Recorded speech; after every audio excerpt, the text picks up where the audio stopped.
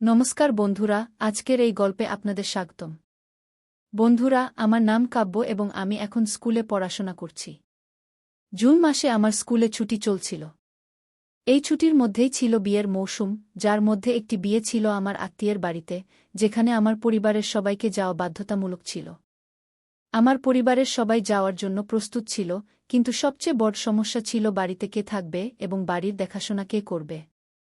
কারণ বাড়ি বন্ধ করে বিয়েতে গেলে বাড়িতে চুরির ভয় থাকে, তাই সবাই একসাথে যাওয়াও সম্ভব হচ্ছিল না। সবাই মিলে সিদ্ধান্ত নিল যে আমি বাড়িতেই থাকব। আমিও বিয়েতে যেতে চেয়েছিলাম, কিন্তু তারপর বাড়িতে কে থাকবে এই ভেবেই আমি যাইনি এবং বাড়িতেই থাকলাম। কিন্তু বাবা আমাকে বাড়িতে একা রেখে কিভাবে যেতে পারতেন? যদি কোনো চোর এসেও যায় তাহলে আমি একা মেয়ে কি করতে পারতাম? বাবা এই সব ভেবেই তার সবচেয়ে বিশ্বস্ত ব্যক্তিকে ফোন করলেন এবং বললেন, শ্যাম, একটি কাজ আছে। 2-4 দিনের জন্য আমরা একটি বিয়েতে যাচ্ছি এবং বাড়িতে আমার মেয়ে একা। বাড়িতে একটি মেয়ের একা থাকা ঠিক নয়। যদি তোমার কোনো সমস্যা না হয় তাহলে তুমি কি কয়েকদিন আমার মেয়ের সাথে থাকতে পারো? শ্যাম আমার চাচা ছিলেন। শ্যাম চাচা বললেন, এতে সমস্যা কি? যেমন আমি এখান থেকে আমার কাজে যাই তেমনি সেখান থেকে চলে আসব। যাই হোক, আমি শুধু রাতেই বাড়ি আসি, তাই রাতে আমি তোমার বাড়িতে ঘুমিয়ে যাব। চাচা রাতে আমাদের বাড়িতে ঘুমানোর জন্য রাজি হয়ে গেলেন। বাবাকে বললেন, আপনি চিন্তা করবেন না, আমি আছি, তাই কোনো সমস্যা হবে না। চাচার বিয়ে হয়েছিল 2 বছর আগে। বাবা এবং মা স্নান করে যাওয়ার জন্য প্রস্তুত হয়ে গেলেন এবং সন্ধ্যায় রওনা হলেন। তারপর সন্ধ্যায় যখন চাচা আসছিলেন তখন তিনি আমাকে ফোন করলেন এবং জিজ্ঞাসা করলেন, খাবারে কি খাবে? আমি বললাম, চাচা, একটু পনিরের তরকারি নিয়ে আসবেন, কারণ আমি পনিরের তরকারি খুব পছন্দ করি। আমি রুটি এবং ভাত রান্না করে রেখেছিলাম। সন্ধ্যায় যখন চাচা এলেন তখন তিনি তার সাথে পনিরের তরকারিও নিয়ে এলেন।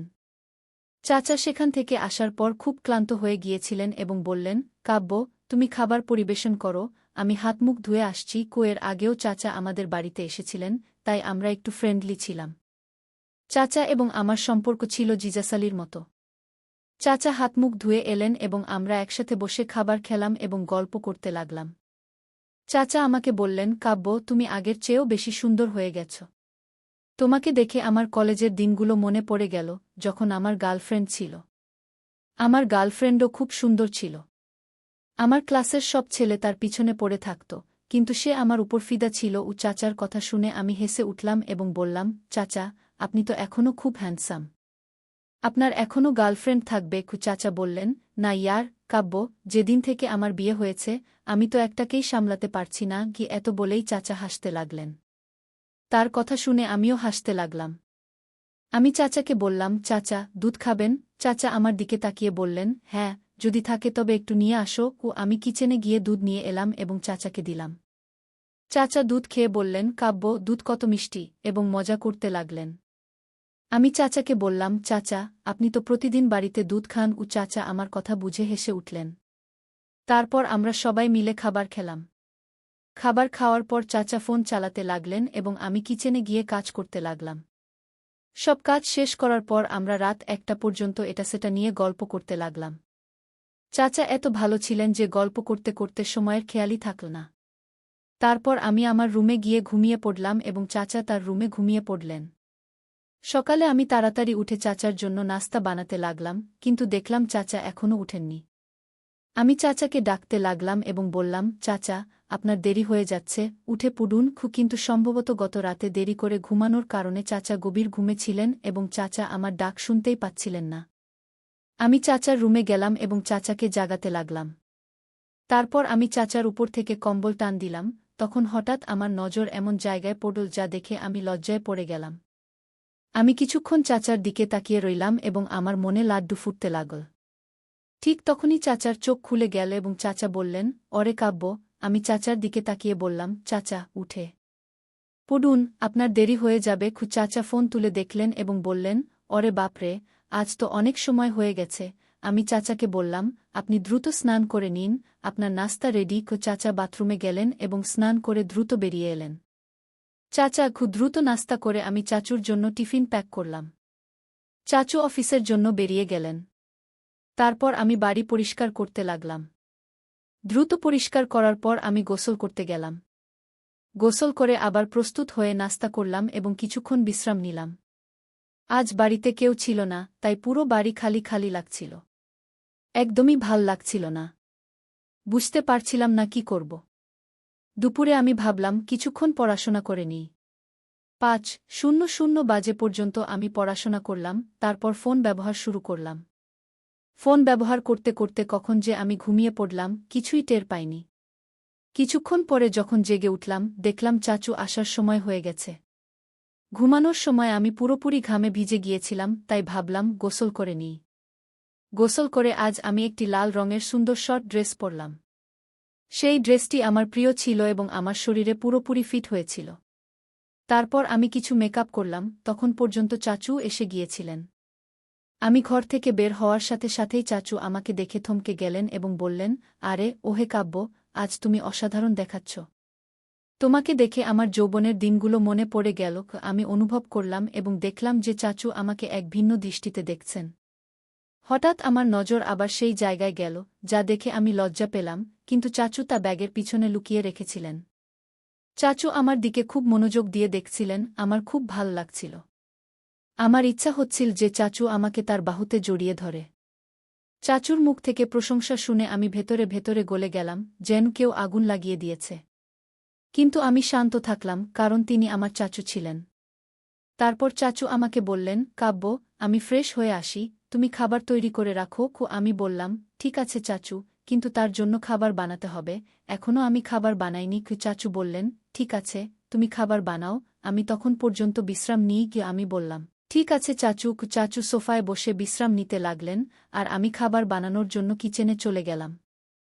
যেখানে চাচু বসেছিলেন সেখান থেকে কিচেন পরিষ্কার দেখা যাচ্ছিল।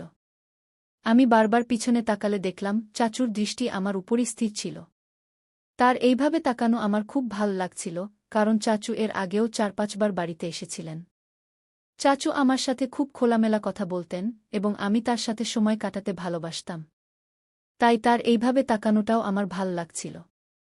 আমি খাবার বানাচ্ছিলাম, তখনই লাইট চলে গেল। উপর থেকে এত গরম ছিল যে আমি পুরোপুরি ঘামে ভিজে গিয়েছিলাম, আর এখন অন্ধকারও হয়ে গেল। তখন চাচু তার ফোনের টর্চ জ্বালিয়ে কিচেনে চলে এলেন এবং আমাকে বললেন, কাব্য, আজ গরম খুব বেশি। আমি বললাম, হ্যাঁ চাচু, আর এখন তো লাইটও চলে গেছে। আমার বাড়িতে ইনভার্টারও নেই। চাচু আমাকে টর্চ দেখালেন, আর আমি একটি মোমবাতি জ্বালিয়ে কিচেনে রাখলাম। চাচু বললেন, কাব্য, তুমি ঘামে পুরোপুরি ভিজে গেছ, আমি কি কিছু সাহায্য করতে পারি? আমি খুব বিব্রত ছিলাম, তাই হ্যাঁ বলে দিলাম। চাচু খাবার বানাতে আমাকে সাহায্য করতে লাগলেন। আমি আর চাচু মিলে খাবার বানালাম এবং কথা বলতে লাগলাম। কিছুক্ষণের মধ্যেই লাইটও চলে এল। চাচু আমার দিকে তাকাতে লাগলেন। ঘামে ভিজে যাওয়ার কারণে আমার শরীর স্পষ্ট দেখা যাচ্ছিল। আমিও এখন কিছুটা তার দিকে ঘুরে গেলাম, যাতে তিনি সহজে আমাকে ভালোভাবে দেখতে পারেন। তারপর আমি চাচুকে বললাম, চাচু, আপনি বিশ্রাম নিন, খাবার প্রায় তৈরি। চাচু আমার দিকে পাখা ঘুরিয়ে দিলেন এবং বিশ্রাম নিতে লাগলেন। কিছুক্ষণ পরে খাবার তৈরি হয়ে গেল। কিচেনের কাজ শেষ করে আমি ভাবলাম গোসল করে নিই। চাচু সোফায় বসে তার কাজ করছিলেন। আমি চাচুকে বললাম, চাচু, আমি গোসল করতে যাচ্ছি। চাচু বললেন, ঠিক আছে। আমি গোসল করে একটি শর্ট ফ্রক পরলাম, যা চাচু আমাকে জন্মদিনে উপহার দিয়েছিলেন। আজ যখন আমি সেই শর্ট ড্রেস পরে এলাম, চাচুর চোখ খুলে খুলে রইল। চাচু আমাকে দেখে খুব খুশি হলেন এবং বললেন, এটা তো সেই ড্রেস নয় যা আমি তোমাকে তোমার জন্মদিনে দিয়েছিলাম। আমি বললাম, হ্যাঁ চাচু, আপনার দেওয়া ড্রেসটি আমার খুব পছন্দ হয়েছে। চাচু বললেন, তুমি এই ড্রেসে সত্যিই খুব সুন্দর দেখাচ্ছ। আমার ইচ্ছা হচ্ছে তোমার দিকে তাকিয়ে থাকি। তার কথা শুনে আমি লজ্জায় মাথা নিচু করে নিলাম। তারপর আমি আর চাচু মিলে খাবার খেলাম এবং অনেক কথা বললাম। কিচেনের কাজ শেষ করে আমি চাচুর রুমে তার সাথে কথা বলতে গেলাম। কিছুক্ষণ পরে কথা বলতে বলতে হঠাৎ চাচু জোরে বললেন, কাব্য, তোমার কাঁধে মাকটসা। এতে আমি খুব চমকে গেলাম এবং ভয়ে দৌড়ে চাচুর গলা জড়িয়ে ধরে চাচু মুচকি হাসলেন। তারপর চাচু বললেন, আজ তুমি এখানেই আমার সঙ্গে ঘুমো, কারণ তুমি খুব বেশি ভীত হয়ে আছো। এ কথা শুনে আমি কিছুক্ষণ ভাবতে লাগলাম, তারপর নিঃশব্দে চাচুর পাশে বসলাম। ঠিক তখনই আবার একবার বিদ্যুৎ চলে গেল। রাত প্রায় 1-2টা বাজে।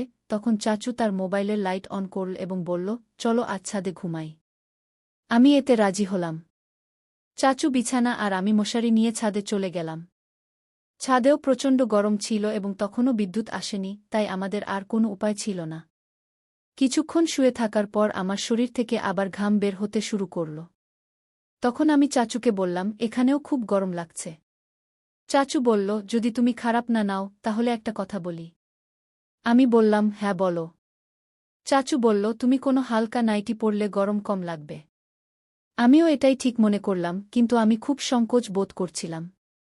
তারপর আমি নিচে গিয়ে গোসল করে একটি জালিওয়ালা নাইটি পরলাম।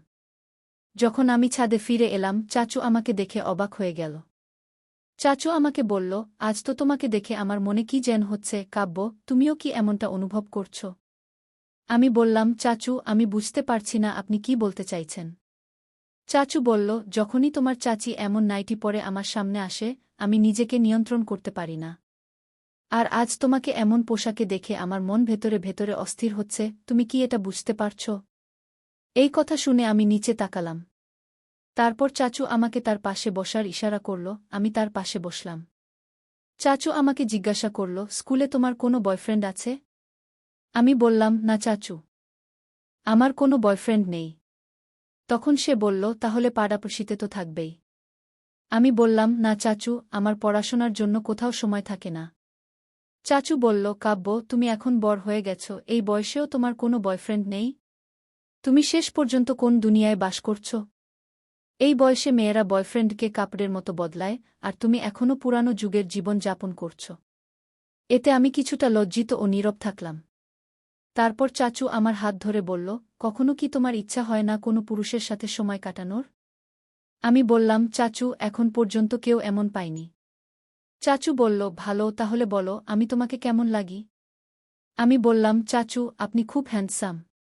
চাচু বলল, ভালো, তাহলে বলো, আমার সাথে কথা বলতে তোমার কেমন লাগে? আমি বললাম, চাচু, খুব ভালো লাগে।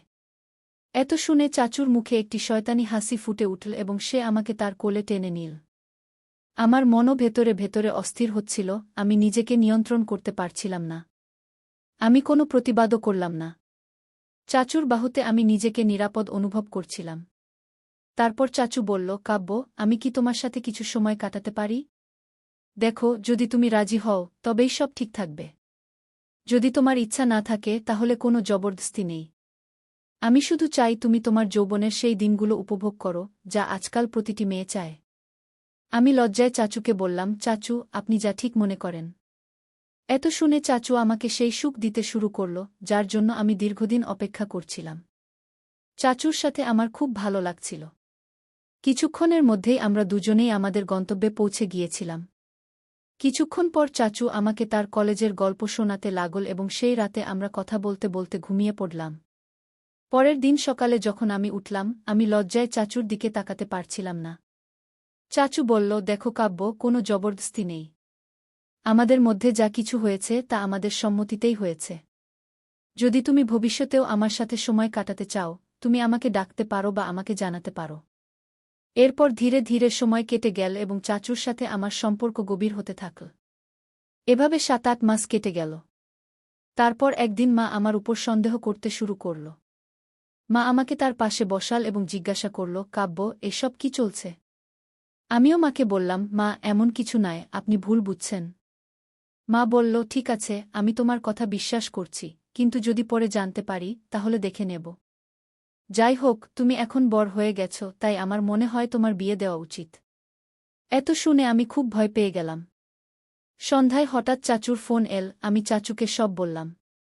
চাচু বলল, তুমি চিন্তা করো না, আমি কিছু করছি।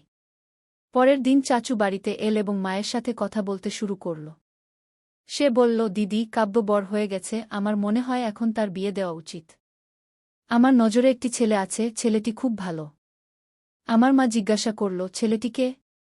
তখন আমার চাচু বলল, আমার বন্ধুর ছেলে। আমার বন্ধু এবং তার স্ত্রী একটি দুর্ঘটনায় এই পৃথিবী ছেড়ে চলে গেছেন। তাদের একমাত্র ছেলে, তার চাকরি খুব ভালো এবং সে একা, পরিবারে আর কেউ নেই। এর চেয়ে ভালো সম্পর্ক আর কোথায় পাবেন? আমার মায়েরও কোনো আপত্তি ছিল না, কারণ ছেলেটির মধ্যে কোনো খুঁত ছিল না এবং পরিবারেও কেউ ছিল না। এমন সম্পর্কের জন্য মা-বাবা তো আকুলি-বিকুলি খোঁজেন। যখন চাচু এই কথা বলে চলে গেলেন, তখন আমি রেগে চাচুকে ফোন করে বললাম, এটা আপনি কি করলেন? চাচু বললেন, তুমি চিন্তা করো না, সে খুবই ভোলা। বিয়ের পরেও আমাদের সম্পর্কে কোনো ঘাটতি আসবে না। তুমি তোমার স্বামীর সাথেও সুখে থাকো এবং যদি তোমার আমার অভাব লাগে আমাকেও ডেকে নিও। এত শুনে আমিও খুশি হয়ে গেলাম। কিছুদিন পর আমার বিয়ে হয়ে গেল। আমার স্বামী খুবই ভোলা ছিল এবং আমার সব সুখের খেয়াল রাখত। আমার তার প্রতি কোনো অভিযোগ ছিল না। ধীরে ধীরে সময় কেটে গেল। বিয়ের 2 বছর পেরিয়ে গেল, কিন্তু চাচুর সাথে আমার সম্পর্ক তখনও অটুট ছিল। মাঝে মাঝে আমার মনে হতো যে আমি যা করছি তা খুবই ভুল, কারণ এখন আমার বিয়ে হয়ে গেছে এবং আমি আমার স্বামীকে ঠকাচ্ছি। কিন্তু চাচুর সাথে সময় কাটানো আমার ভাল লাগত। এমন নয় যে আমি আমার স্বামীকে ভালোবাসতাম না, আমার স্বামীও আমাকে খুব ভালোবাসতেন। কিন্তু চাচুর সাথে সময় কাটানো আমার ভাল লাগত। ধীরে ধীরে সময় কেটে গেল এবং বিয়ের 3 বছর পেরিয়ে গেল। এখন আমার একটি ছেলে হয়েছে যে আমার স্বামীরই। তখন আমার মনে হল যে এখনই আমার এবং চাচুর সম্পর্ক শেষ করে দেওয়া উচিত, কারণ আগামীকাল যদি আমার স্বামী জানতে পারে তাহলে আমার সম্পর্কের উপর খুব খারাপ প্রভাব পড়তে পারে এবং আমার জীবনও নষ্ট হয়ে যেতে পারে। এ নিয়ে আমি চাচুকে ডেকে কথা বলার সিদ্ধান্ত নিলাম। পরে সন্ধ্যায় আমি চাচুকে বাড়িতে ডাকলাম এবং তার সাথে মুখোমুখি বসে কথা বললাম। আমি চাচুকে বললাম, চাচু, আমি আমার জীবনে সুখে থাকতে চাই। আমার স্বামী খুব ভোলা এবং আমি তার ভোলামির সুযোগ নিচ্ছি। এখন আমার এসব কিছু ভাল লাগছে না। যেমনই হোক, সে আমার স্বামী, সে আমাকে কখনো কষ্ট দেয়নি, আমার সাথে কোনো খারাপ আচরণও করেনি। কিন্তু আমি তাকে ঠকাচ্ছি। বিয়ের আগে আমাদের মধ্যে যা কিছু ছিল তা আলাদা কথা। কিন্তু এখন আমার বিয়ে হয়ে গেছে এবং আমি একটি শিশুর মা, তাই আমার মনে হয় না যে এখন আমাদের সম্পর্ক বজায় রাখা উচিত। কারণ যদি চাচি জানতে পারেন তাহলে আপনার জীবনও খারাপ হতে পারে এবং আমারও। তাই আমাদের এখনই এই সম্পর্ক শেষ করে দেওয়া উচিত। এতে চাচু সম্মতি জানালেন এবং বললেন, কাব্য, তুমি ঠিক বলছ। এত বলেই আমি চাচুর সাথে সব সম্পর্ক শেষ করে দিলাম। এখন আমি বেশ শান্তিতে ছিলাম। কিছুদিন ধরে যে অস্থিরতা অনুভব করছিলাম, এখন আমি খুবই খুশি। তারা বলে না কি, যদি সকালের ভুলে স্বামী ফিরে আসে তাকে ভুলা বলে না। আমিও দ্বৈত জীবন কাটাতে কাটাতে ক্লান্ত হয়ে পড়েছিলাম। শুরুতে সব কিছু খুব ভাল লাগছিল, কিন্তু এখন আমি নিজেই লজ্জা বোধ করছিলাম যে আমি এত ভুল কেন করছি। তাই আমি এই সিদ্ধান্ত নিলাম। তাই বন্ধুরা, আপনাদের এই গল্পটি কেমন লাগলো কমেন্ট করে অবশ্যই জানাবেন। যদি গল্পটি পছন্দ হয় তবে লাইক করুন এবং আপনার বন্ধুদের সাথে শেয়ার করুন। আরও এমন রোমাঞ্চকর গল্পের জন্য আমাদের চ্যানেল সাবস্ক্রাইব করুন।